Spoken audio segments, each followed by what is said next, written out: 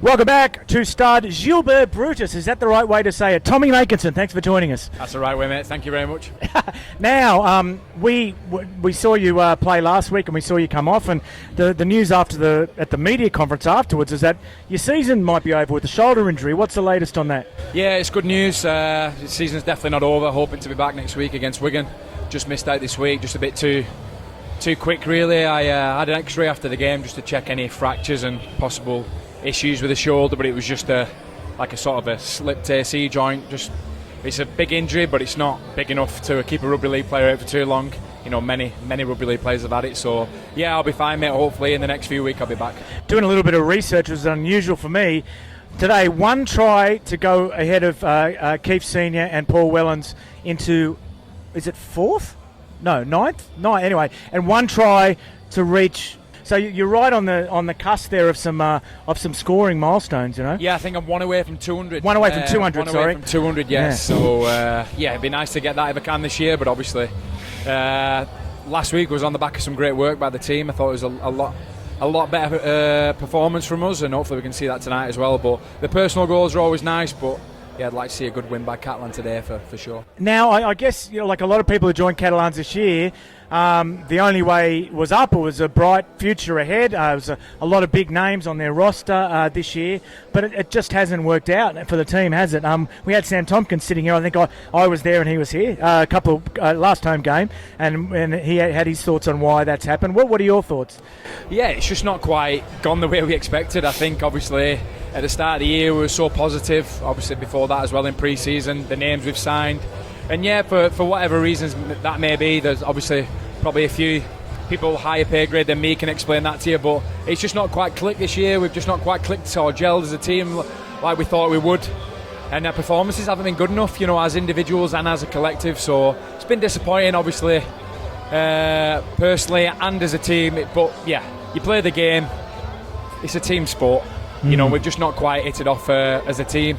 We've not really produced some performances that this team's expected. This team's a big team, and you know, the owner Bernard puts a lot of money and his time into this team, and he expects a lot better. So, you know, obviously moving on, we want to finish the season well, but you know, things need to change at this club, and I think you've seen the recruitment drive, and that starts pretty soon. We've all got to start, you know, them performances you're seeing on the field. People are fighting for those positions now. Where you are on the field too, it must be frustrating because I guess you know a lot of it's happening a few metres infield from you, and you want to get in and help. Do you have to like change the way you play when you see the team is struggling?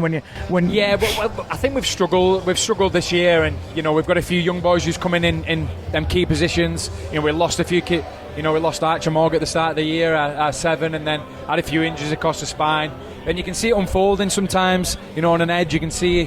You know, I think the biggest one for us was we just lost confidence.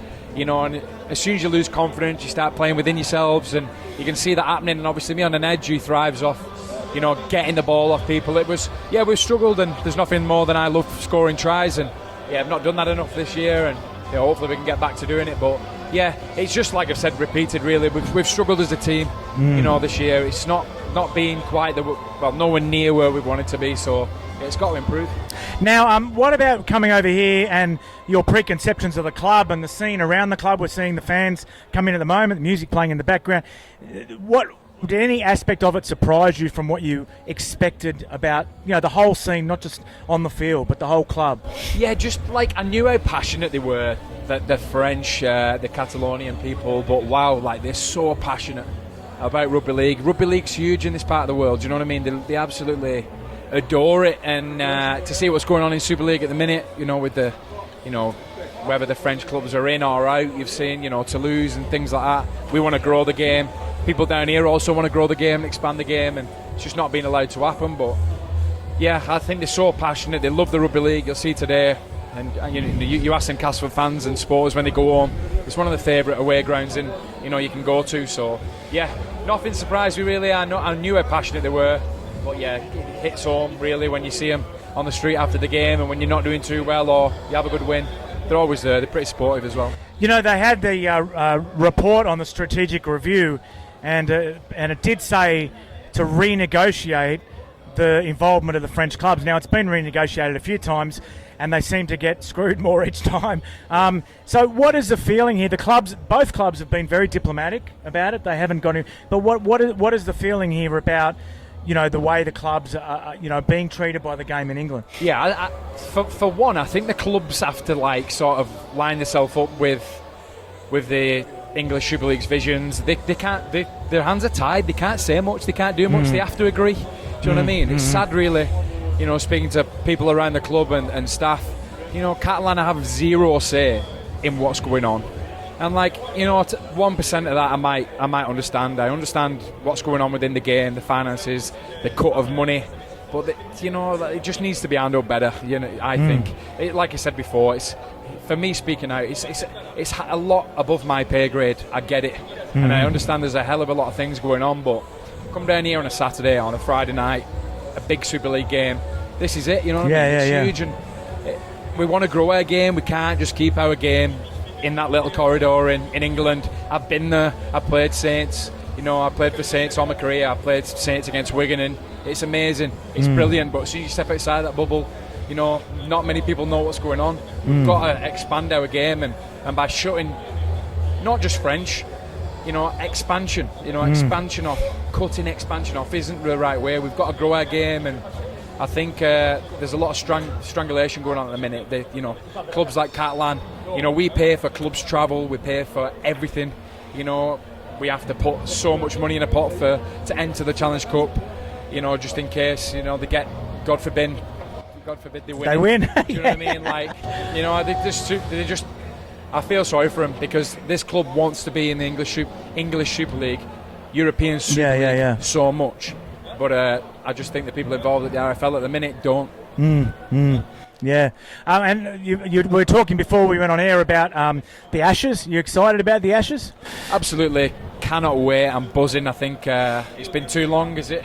Has it been 10, 12 years? Something crazy since we've played yourselves. And I know you'll be buzzing for it. I know everyone will be. Both sides of the hemisphere. It's a rugby league staple, isn't it? Like, you turn your TV on at that time of morning, wherever you are, or evening.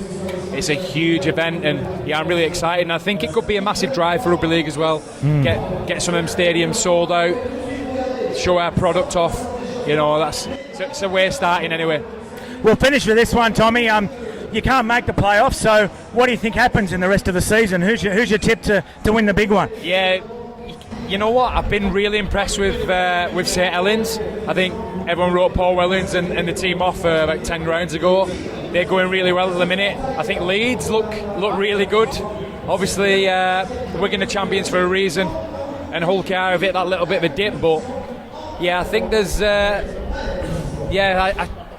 think there's a surprise coming this year. I don't think it's gonna go the way everyone sees it. I think we could be looking at a grand final that not everyone will predict. So. Yeah, I'm going to predict a Saints Leeds grand final. Wow, Saints Leeds. But it's funny, isn't it? Because there's some bad things happening at the bottom of the table, particularly with Salford. But at the top, it's as even as it's ever been, Yeah, it's really even up there, isn't it? Yeah, I can't believe I just wrote Wigan off as well. In my head there, I've just gone, you've wrote Wigan off. And Wigan are an absolute quality outfit. And you haven't written them off, you've just tipped two other teams. But it's hard not seeing them there either. It's tough. It's tough. Be good to see a Wigan Saints final, wouldn't it? Thanks for coming up and joining us. Thank you very much. Enjoy the rest of the season and enjoy your off season. Appreciate it, mate. You too. Take care.